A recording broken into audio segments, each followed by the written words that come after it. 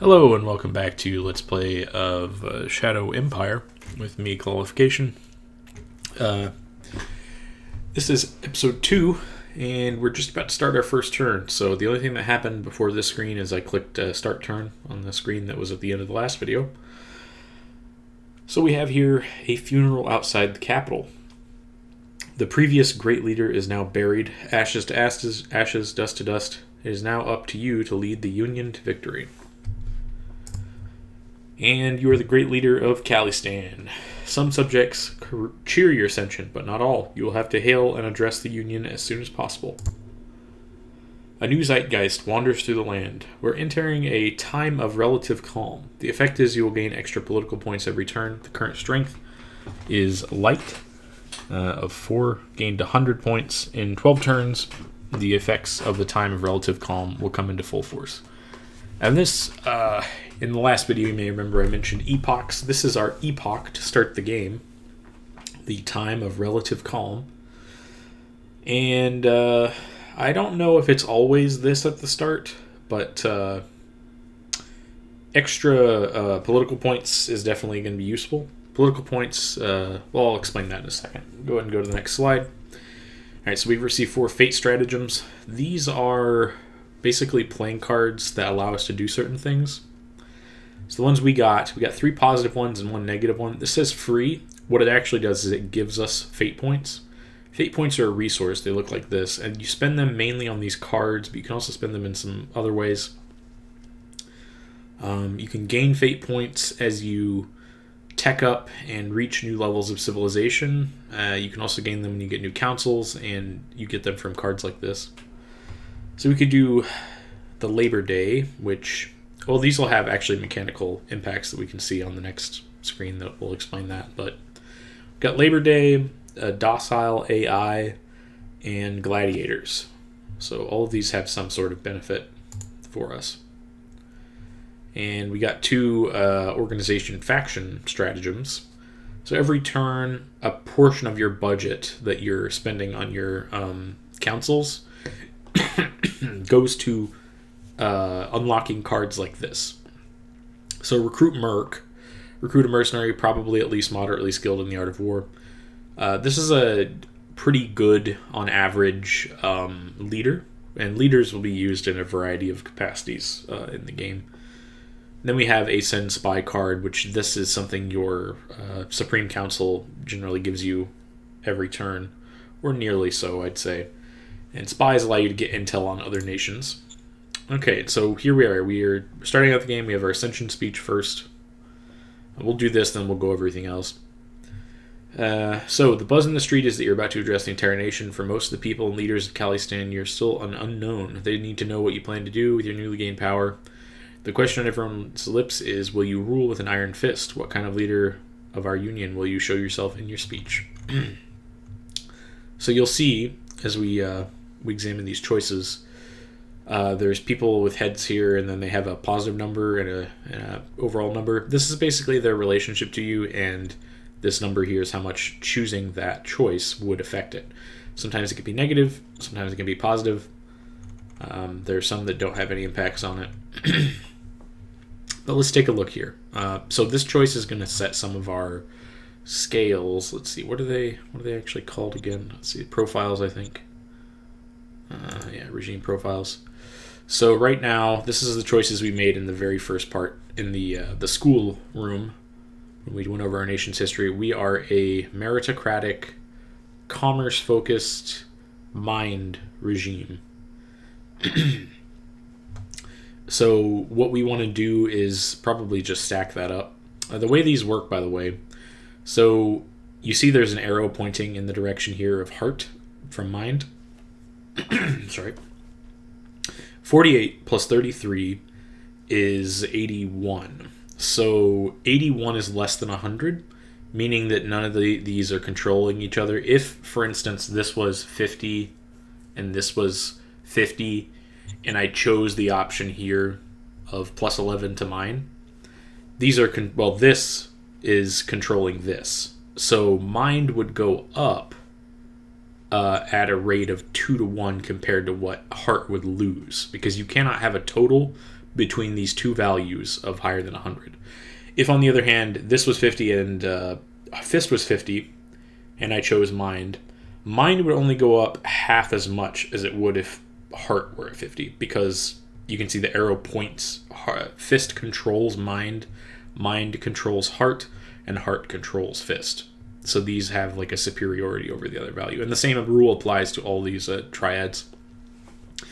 The corporation, criminal, syndicate, and cult would be the other values that would be down here in this section. Right now we only have the militia, and that's because I didn't choose any of the other things for this game. We just have the militia to worry about, and then we have our profiles. But anyway, let's look at this list here. So we can improve Fist, Heart, or Mind. We're going to go for Mind. It's going to make our director of our Supreme Command Council happier. Who is that? So B. Redway is not a fan of Heart. Okay. We can actually, if we click on him, we can get... Oh, I think I might have just chosen that. Did I just choose that? No, I don't think so. It just didn't open his screen. I clicked get more info. There we go. So this pulls up his profile. He's got stats here. This is a character sheet for him. His profile is he does not like enforcement, he really doesn't like Heart, and he's pro-mind. And then he's got all these various stats and skill ratings. And a lot of the things that happen in this game are based on dice rolls in which a relevant skill, say agriculture, with 43 here, this is added to 1d100, and then that is compared to whatever the difficulty of the skill is. This guy's the leader of Trader Front, which I think is just our government. I'll check on that in a second. But we're going to choose Mind. We're going to go calculating and logical.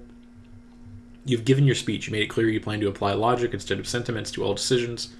Your vision of an end to the brutal reign of violent passion in the wastelands has led to great enthusiasm under the workers. So Brent Redway, our director of the Supreme Command Council, who is, I believe, the leader of our overall government, likes that, and we gain 11 mind points. So we're now up to 59. And 59 plus 33 is still not 100. We'd only be at 92. So we still have room to grow there. Now, the advantage of raising this, well, I'll go over that in a second. So we also have to pick our new organization, which these are the councils that I also mentioned in the previous section. Sir, there are opportunities to enlarge our administration with a new organization. Which new organization should we add to our government administration? Each of these has a different function in the game. There are 9 of these plus the Supreme Command Council. Or I guess there's 9 total. There's 8 of these in the Supreme Command Council. To start a new council requires political points. So we have 14 political points, and it would cost 4 to enable any of these. What we want to do, though, for sure, is we're gonna pick one, and I'm gonna go for the Economic Council. This is kind of the first of the councils that you would normally want to get. Sometimes maybe it could be worthwhile to go for the military research first or the interior council first. But I can't think of a reason to choose model design, staff, or applied science especially, or the foreign affairs right out of the gate, or Secret Service for that matter. In fact, I don't even know what that one does. But we're going to go Economic Council. Economic Council is basically the fundamentals of research for your country. So we're going to have this so we can start researching. Orders have been issued to get the new organization from the ground. Please be patient. All personnel are being recruited and officers are being acquired. So next turn, we'll have that. We also have an event, a natural-born killer in the 3rd Gap Mount Guards Battalion. There's one soldier in the 3rd Gap Mount Guards that has the highest kill rate of his unit. He's extremely quick and always improving. We can either make him a commando or a warrior knight. These are different units with slightly different effects, but the question is, do we want to increase autocracy or enforcement? We don't really want to increase either of these since they control the stats we're trying to boost. So the question is, do we want a commando or a warrior knight? Personally, I think the commando is a better or a worse unit than the warrior knight. What the commando does, if I remember correctly, is at the start of a combat phase, he goes and plants explosives, and that can destroy enemy units if he's left unobstructed. Whereas the warrior knight just like guarantees a kill if the enemy or if the unit hits the enemy. This does cost us 1 political point, and we don't have a choice to not choose something. So we're going to go for the Warrior Knight. And so that'll increase our autocracy by 11 points, which not great, but basically fine. So this is the tutorial. I'm just going to dismiss that. And danger and zone. We have 4 points of danger. This is because near the capital, it is there's enemy units. Now, we don't see those units as yet. We can see that there is basically these little gray dotted lines are different zones. This white thick dotted line is our zone control for our city. And we will want to expand this area so we gain control over more resources. Also so we can defeat whatever danger happens to be causing our city to gain unrest. But let me go over the basic resources and things. So we have food, which is necessary for population growth and for feeding your existing population and military units. We have water, similar function to food. We have oil, which oil can be used to generate power. It's also used for fuel for vehicles. We have ammo, which is used by military units in combat, especially by artillery and tanks. Those use a lot more ammo than foot soldiers do. Metals, which are a resource used in the construction of a lot of different things, a lot of buildings, and especially all of your mechanized and armored units are going to require metals. We have industrial points. These are generated by factories and by certain other buildings to allow you to do things like construct roads, start new building projects. It's basically going to help you expand everything. Industrial points is a very important resource. Then we have energy, which is just power. Certain buildings are going to require power. It's more of a mid to late game resource. The early game, there's not much that requires power, really. And at the start of the game, all we have for that, if we go to assets, we have, so our high command is consuming some power, but we have the degraded liquid energy mini reactor. That's the thing that's giving us our power as a nation. We may actually have more coming from somewhere. Hot baths, what is that giving us? Population happiness. Interesting. But we do have a stockpile of energy of 280, and we're getting at, we have 90. So yeah, all of our energy is currently from the liquid energy facility. Radioactives, these are a late game resource. You use them to, there are nuclear weapons. There's also nuclear power plants and that sort of thing. This resource here is recruits. That's the number of people we can build into a military unit. We have colonists. Colonists can found new cities where you can build these sorts of infrastructure buildings. We have rare metals, which is a late game resource for high-tech stuff. Machines, which are used to create advanced buildings and things. And then the most high-tech resource is high-tech parts, which is for really late game stuff mainly. Okay, so I think that's all we need to do on the resource front. We have also at the top here, this is the current number of fate points that we have. We have this many political points. We have this much money. And money can be used for a variety of things. We pay our troops a certain wage. We pay our leaders a certain wage. There's an upkeep cost to certain buildings. All the money we have right now we're getting from taxes, which means... So let me explain this distinction. Right now I have selected our capital, which is called Gap Mount. And in the capital we have the High Command building, which is silver, as you may see here. That means that it's a building that we own, that basically the government owns. Okay, so it's a public asset. When it has this orange coppery thing, that's a private asset. So private assets give some of their production to the government, but not all of it, and they also give you credits in taxes, essentially. And so our dome farm here, which is how we're getting our food production, is owned by private citizens.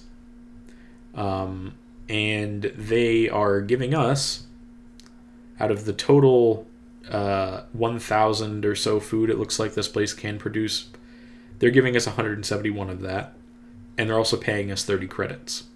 If we were to nationalize this building, we would get the full total of whatever this dome farm produces, which I think is going to be around 1,000, I think. And and then we would lose the private credits. Also, if you nationalize buildings, it makes your citizens unhappy. I don't think we particularly need to nationalize it as yet. Scavenging, this is how we're getting all of these resources, basically, our metal, oil, metal and oil. And so the private economy is also collecting some of those resources, and we get a little bit more taxes. And then we have a transport hub here, which basically the transport hub is giving... there's a complex logistics system in this game, which delivers supplies to your units. And the amount of supplies that you can deliver to your units is partly dependent on how many points of trucks, basically, that you can send up your roads or across the terrain to get to your units. So for us, we're getting 400 truck points and 50 truck action points, which the truck action points are basically the distance it can move up and down the road, and the truck points is how much supply that can be moved. We have Moor Camp. This is not in the city, this is outside. So Moor Camp here is a settlement. It has a population of free folk. Free folk, as this tooltip says, will join your population if the happiness inside the city is higher.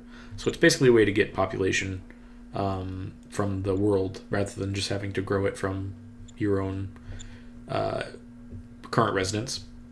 And then we have in Warmpool, we have these hot baths, which are giving us a population bonus.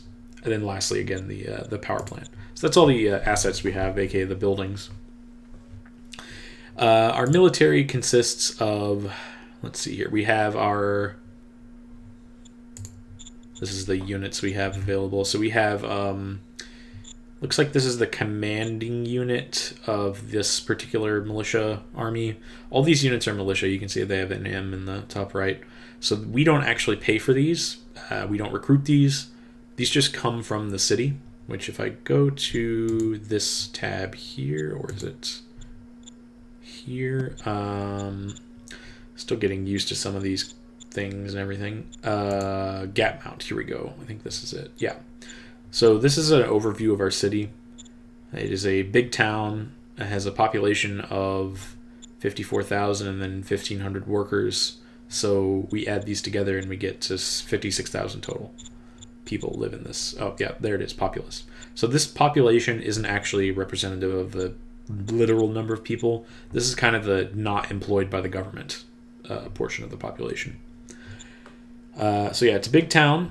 It is the capital zone, and it is considered to be barbaric. Civilization score is a function of adding up the value of certain institutions and then taking the square root of that. But basically, the way that you get this up, if we were to have hospitals and like police stations and schools and casinos and that sort of thing, then this quality of life score goes up, and then the quality of life score will increase your civilization level in the city.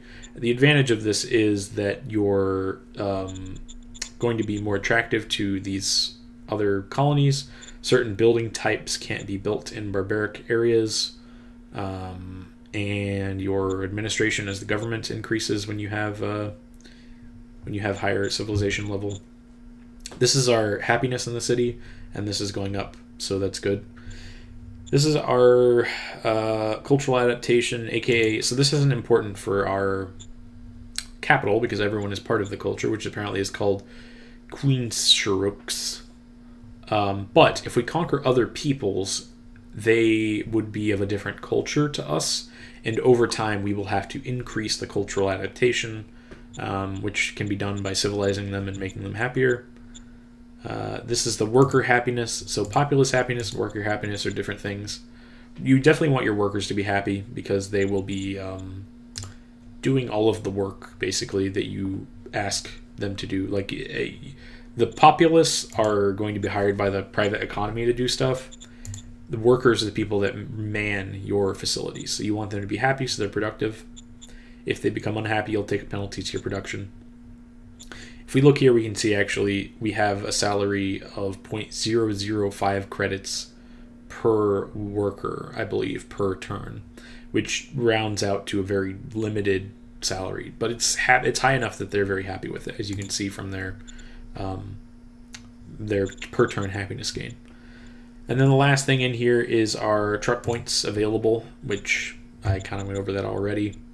Down here we can see the current modifiers to the city. Militancy level is basically how much the people are in favor of the militia and will contribute to militia units and create new militia units. Militancy will go down as civilization goes up because you will start to become more of a standing army rather than a militia. And each city has its own, or each zone has its own militia rating, militancy rating. So currently we can get basically another unit of 500 in the army from the militia, and they're going to be building a guards battalion. We also have that danger level that was mentioned, which this is just going to reduce happiness, essentially. Over time it will go down if we get rid of the source of the danger. Apparently we do have some ruins here that we're settled on top of, so that might be a place for us to get certain resources.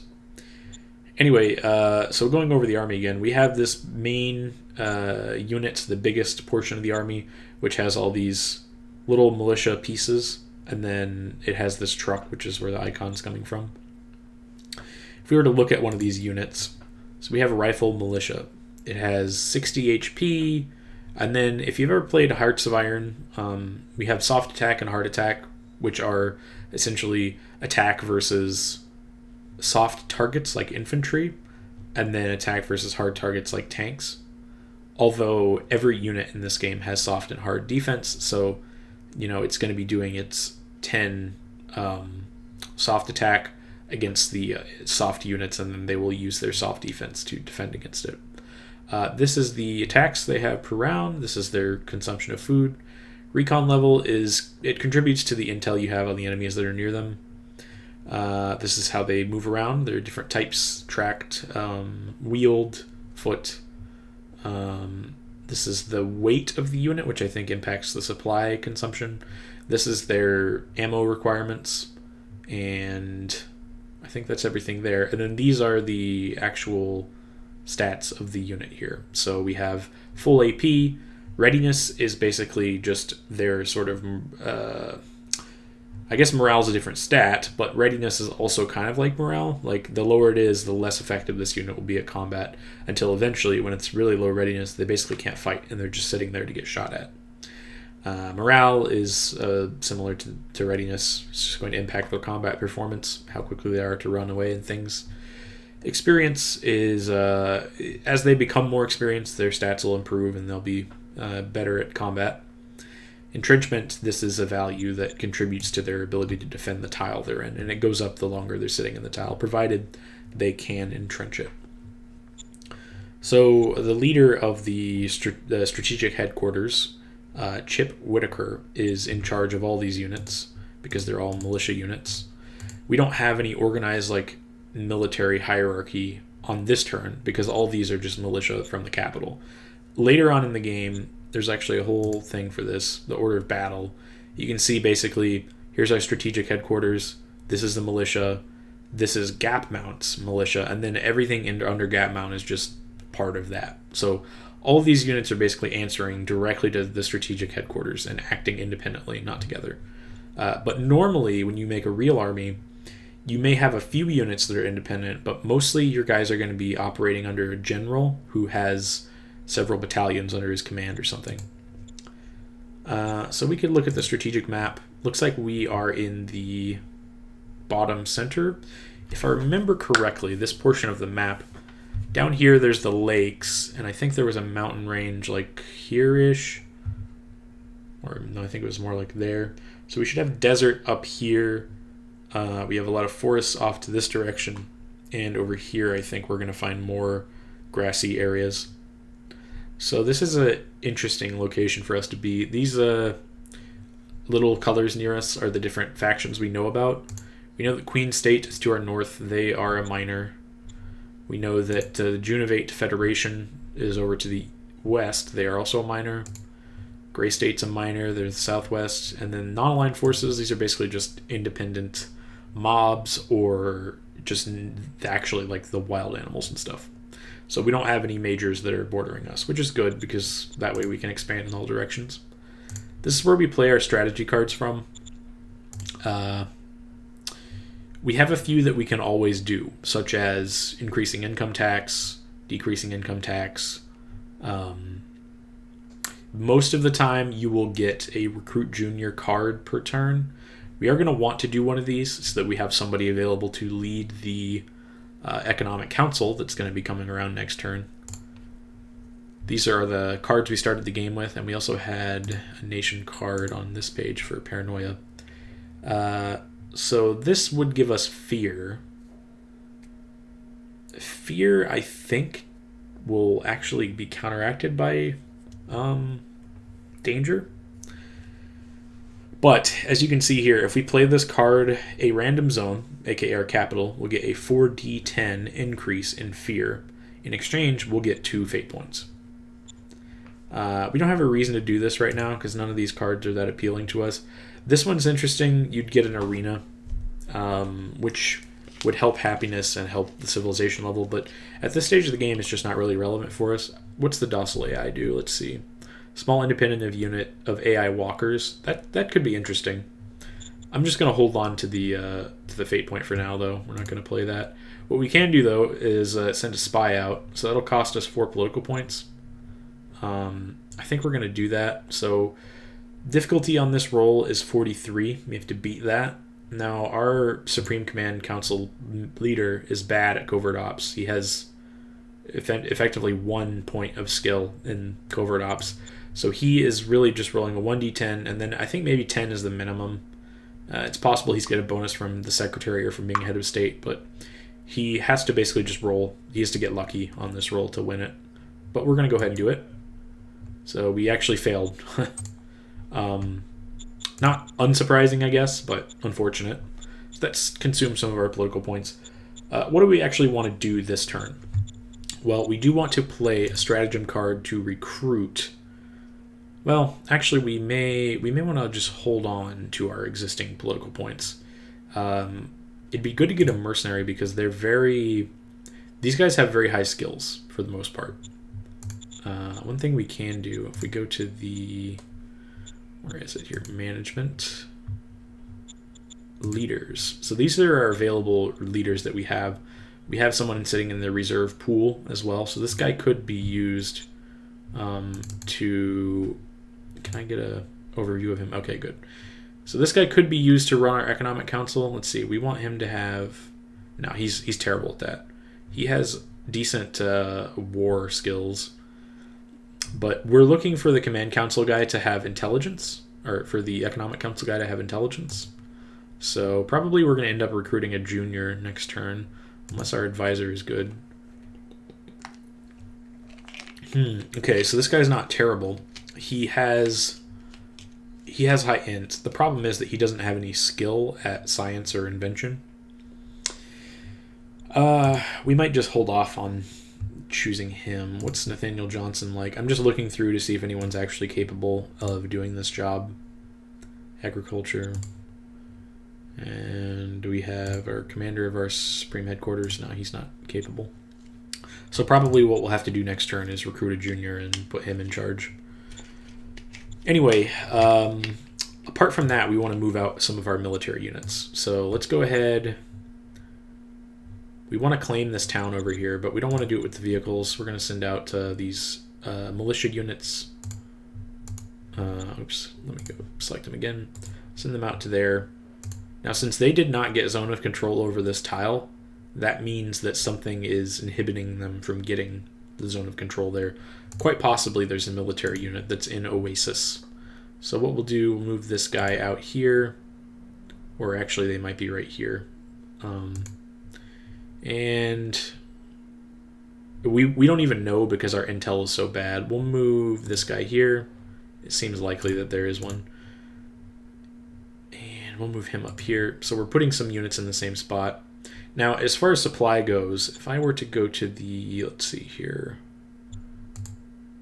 This is where we could see the logistics. So we can look at current logistic points. This is the road.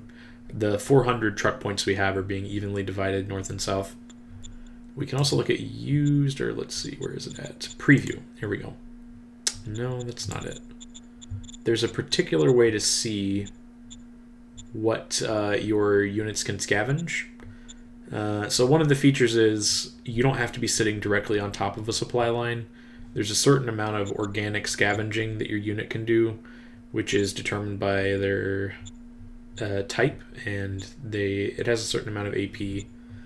Let's see here. Not sure where we will find that exactly, but at any rate, these guys are close enough to our supply that they can just move and collect it. Might be in here. No. Well, I'll try to figure that out next time. Anyway, the last unit we have here are basically our sort of headquarters, not exactly a headquarters, but our biggest army in this militia. We'll move up here. Most likely we have enemies right here. So what we're going to do next turn is attack them.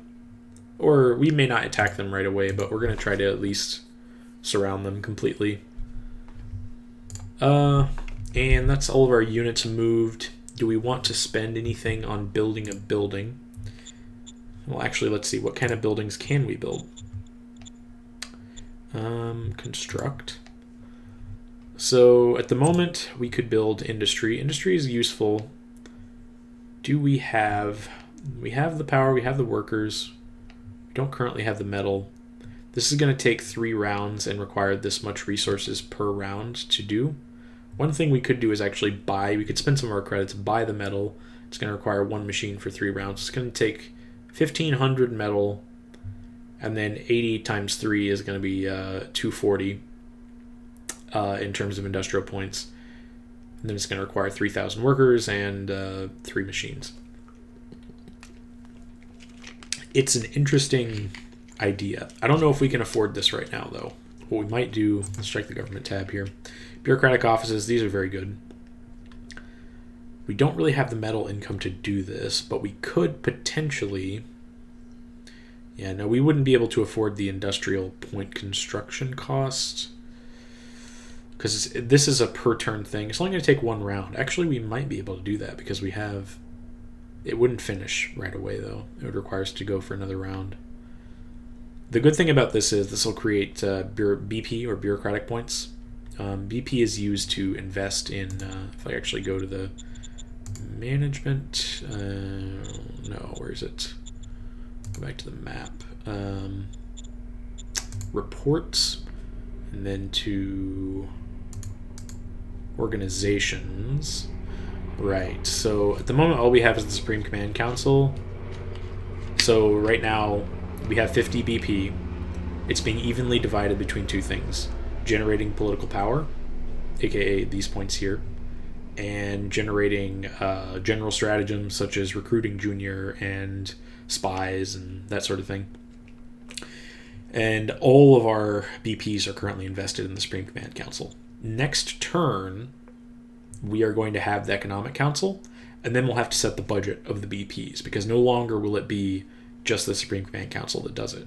One thing we actually could do is call them and adjust these things. It's just that I'm probably going to give the Supreme Command Council next to no BPs. I'm going to invest almost all of it in research from the Economic Council, so we don't really care about this distribution right now.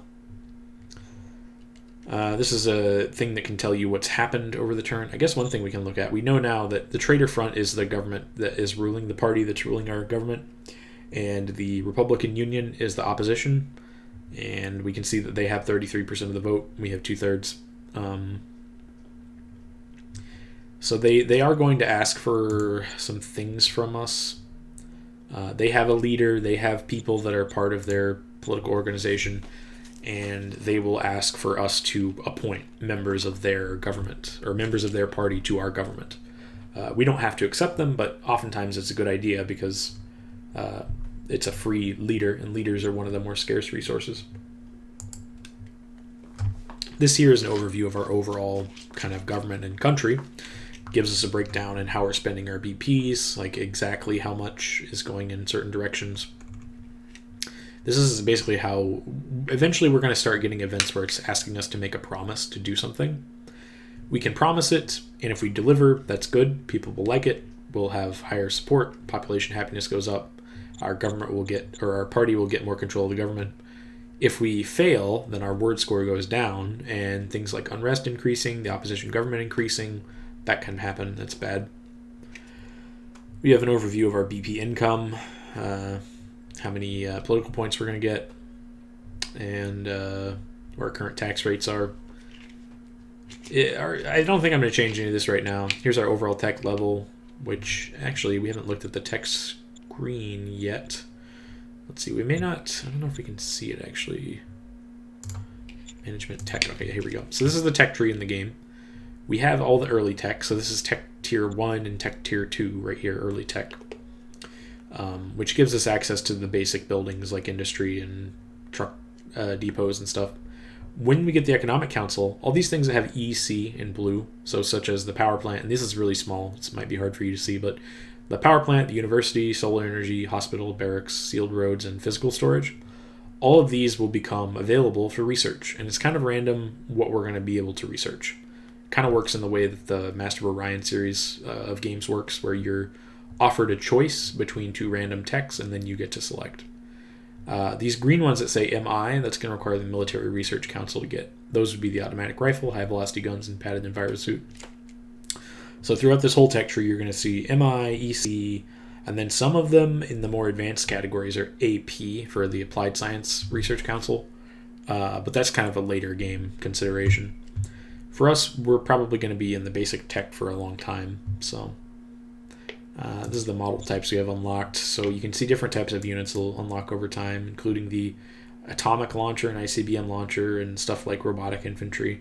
All we have right now are like foot soldiers with rifles and basic MG nests and trucks and recon buggies.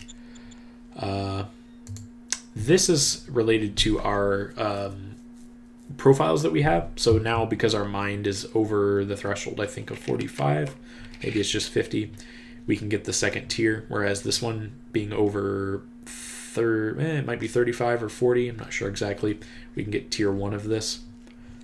So the only thing we have over tier 2 is mind, and each turn we have this percentage chance, so a 20% chance to get that bonus unlocked, and then we have a 10% chance to get that bonus unlocked, and the higher this score is, the higher you can go up this chart. If I was to lose mind to go from 59 mind down to 48 mind, but I had already unlocked this, I wouldn't lose it. You have to be in the hole by, I think, 20 points from this threshold in order to lose the benefit of it. And you don't have to research it again, I don't believe. Once you have it, you have it for good. But we have a good chance of unlocking technological fascination, which is really good because that's going to give us... a flat research bonus, and we also get the unit, the Techno Mage, who is essentially, he's kind of like a 40k tech priest, that's what he looks like, and I'm imagining that's sort of what the lore of the game is on the point, but what he actually is somebody who's in charge of like UAVs and stuff, and you can see that he gives a defensive bonus to units effectively. And we have a small chance of acquiring each of these other things we have green sort of things on.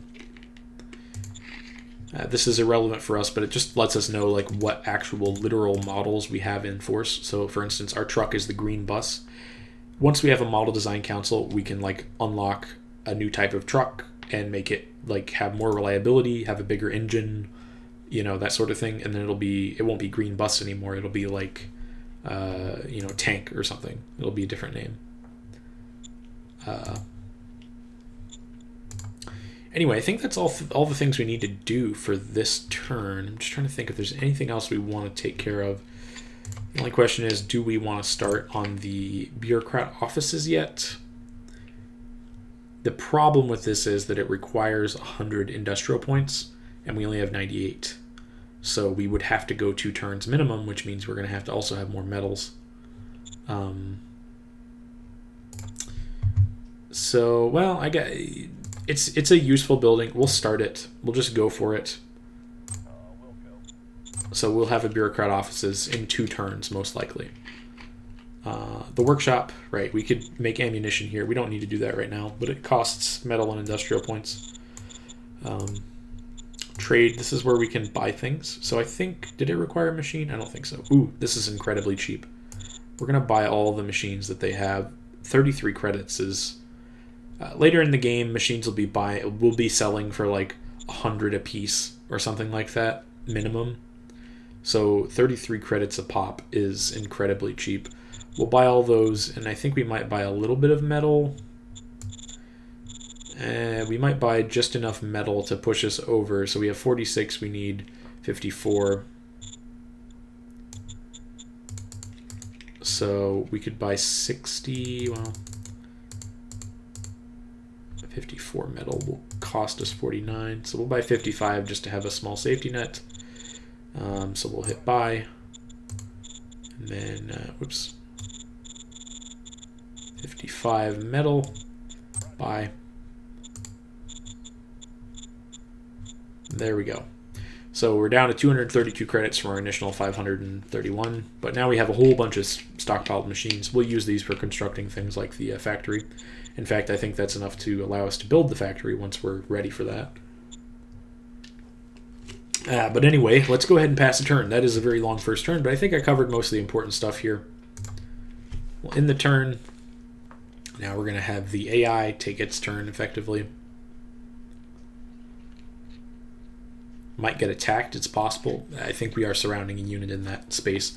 We can't see them because our intel is so phenomenally low that we just don't know that something's there. But I can kind of infer that something's there because a unit will normally extend its zone of control around it so that we would control that province by having all these guys next to it.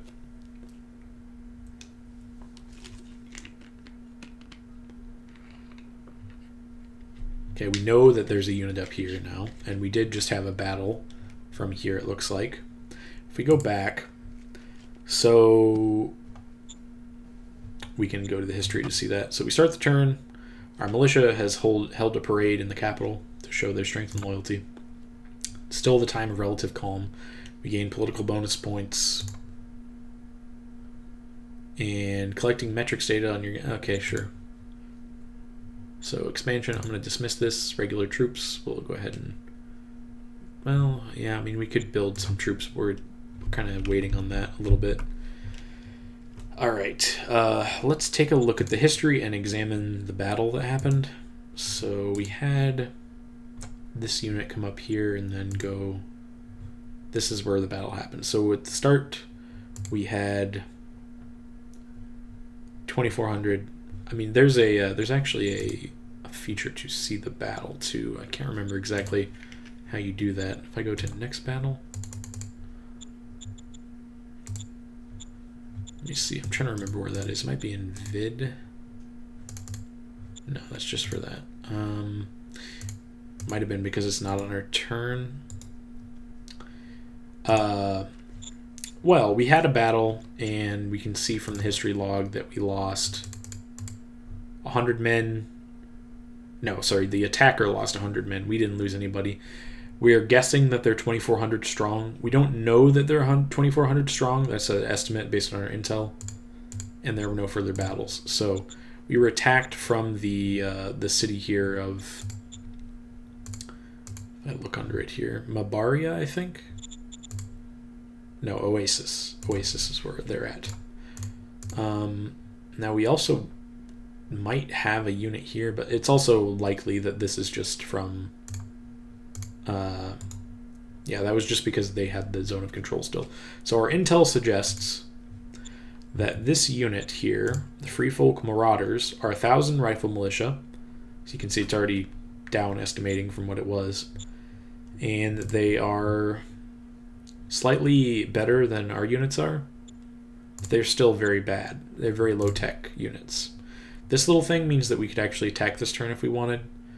I'll just go ahead and like demo what that looks like. So this is the sort of attack ordering screen. And you can see that our odds are pretty bad against this unit here. So they're actually thinking there's 4,100 in this tile, all told, which is probably more than what there actually is. But because we're outnumbered and they're entrenched and We can see all these modifiers that are applying here. So they do have poor readiness, but you know, we are not exactly in a position to attack these guys right now. What we can do is might have these guys just move up on the road and try to claim a little bit more territory for us. Trucks can move very quickly on the road. Just kind of scouting out that area and trying to claim a little bit of that. These guys, I want to definitely defend this territory here, so I'm moving these units around to get a little bit more of a defensive sort of network set up. We don't want to lose control of those things. So as we can see here, we currently are at negative metals and industrial points from our building of the of the bureaucracy thing. If I go to the assets, we can see it under construction, actually, I think. Yeah, so we have 0.1 turns left. So the ambient income that we get from in industrial points from the what actually gives us our industrial points? What's giving us that? Where are they coming from? May have to check that. We're getting 0 from the zones. We're currently producing no industrial points. I'm not sure why that's the case. It's possible that that's just an off-map resource that we get at the start of the game. Hopefully so. I'm really not sure, though, where our industrial points were supposed to have been coming from. Maybe the High Command gives us that. No, they're giving us BP and political bonus points. I might have to look into that. But anyway, so we moved to the units that we wanted to do for this turn. We could move forward more, but we don't really want to. We're occupying hills here, so if they attack us, they're going to take heavier casualties. But we know that these are the enemies that we're going to have to beat in order to stop the danger level from increasing. Which, by the way, the danger level did go up. It's now sitting at 7 instead of 4, and it's going to go up by 3 each turn until we deal with this. One thing we might consider doing is actually raising a military unit, a standing army unit. We can raise a formation right here. And what we can do is set a unit to be different sizes here. So we get a brigade-sized units, which only consume, about 5,500 men. They come with all these little, I think these are battalions. Whereas the Corps has larger size. I think these might be divisions. And then the Army, those are regiments, I think. At this stage of the game, really the brigade is all we could afford if we wanted to build one of these. But actually, we would probably have to build independent units, which is to say just an individual battalion of infantry or something. Because it costs these resources to make. So we will need recruits, medals, political points, and industrial points. And then if you add an organizational HQ, then all these guys will have a sort of general, and they'll all operate in the same order of battle. If they're independent, they answer to the Supreme Headquarters. Using the Supreme Headquarters troops, I don't exactly know what this is for. But I think that's for your elites. I don't think you use this for most units. Anyway, right now we can't do this because we don't have any industrial points. We don't have any metal. So we don't have the ability to make those units yet. So we'll just leave all that be. And let's take a look at our decisions, because we have several of those to deal with. A militia parade. Do you want to offer a gift to your militia forces? So we can spend money to make them happy, which has benefits. If we look at our profiles, having a higher militia increases militancy levels. Militancy levels is what determines how many units the people will put into the militia. If we look at the current gap mount militancy here, or militia, we see that they are maximum 5,400. If we increase the militancy of the militia profile, then the maximum size should increase again, and then we could get more units. And this is the actual manpower they have available and so forth. So we're relying on the militia, but I don't think we can really afford to pay them. It's going to cost 200 credits to do that, so we'll say no. Dissatisfied elements in the Junivale Federation. This is one of our neighbors, one of the miners. There's growing dissatisfaction inside the Junivale Federation. Their great leader seems to be erratic. We are in contact with a mysterious opposition leader calling himself Zorro. If we give him a little support, he will, and a promise to invade, he can organize the fifth column of rebels. We don't really care to do that, so I'm saying no to that. Which Chip Whitaker, who's our commander of our Supreme Headquarters, likes. That'll give us a little bit of fist, a little bit of government, but not much. Now we set the budget priority. So we'll say like 10% of the national budget can go to the Supreme Command Council to generate political points and cards. Maybe we go up to 15 actually. So 15% of the budget will go there, and the rest of it will go to the Economic Council to do research. And so our director, aka our leader, doesn't like that because his budget just got massively shanked from 100% to 10%. And we have only one guy we can appoint, Blaze Cratahill, who is terrible at this type of job. So what we'll do is we'll go to our stratagems, and we don't have enough for a merc, so we'll recruit a junior. And let's see how he is. Biff Permamoon. He is smart. He's capacity 3, which is good, but he doesn't have any specifically scientific skill. Technical rating, I believe, is the value that matters for this. Well, but at any rate, he's very young. He's got all of the right profile. Well, no, he doesn't have... Autocracy is not a profile we really want. But commerce and militia are both good. Let's see. 0 corruption. These things also can determine, like, if they listen to your orders, how much they listen to your orders. How much they like you also affects that. He's pretty good. He might actually work for us. Might just recruit one more junior, though, just to see if we can get a little bit better than him. We have the political points. Actually, we may not. Let's see. It's going to take political points to do this. So, well, we're going to appoint Biff. He's going to be our Economic Council leader. I'll need some time to take over the helm. Yep. Relation improved with him. So he's like at 100 now, I think. And now he's a supreme leader of our government, pretty much. So this is where we're setting the priority of the Economic Council. This is similar to the Supreme Council. How are they going to spend their BP? So the two most important things for us, we don't really need prospecting or economic policies. Set those both pretty low. So the question is discovery versus research. Discovery, to be able to research a technology, you first must discover it.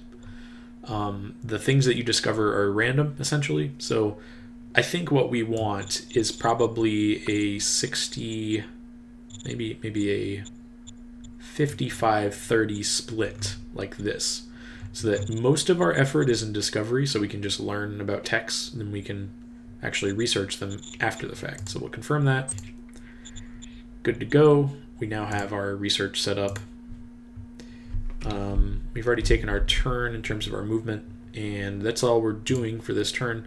So what I'm going to do then is bring the video to an end here. That's pretty long. We only did 2 turns, really.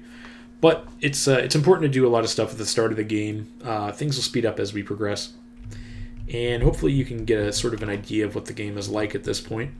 Yeah, we'll pick it up next time. Thanks for watching.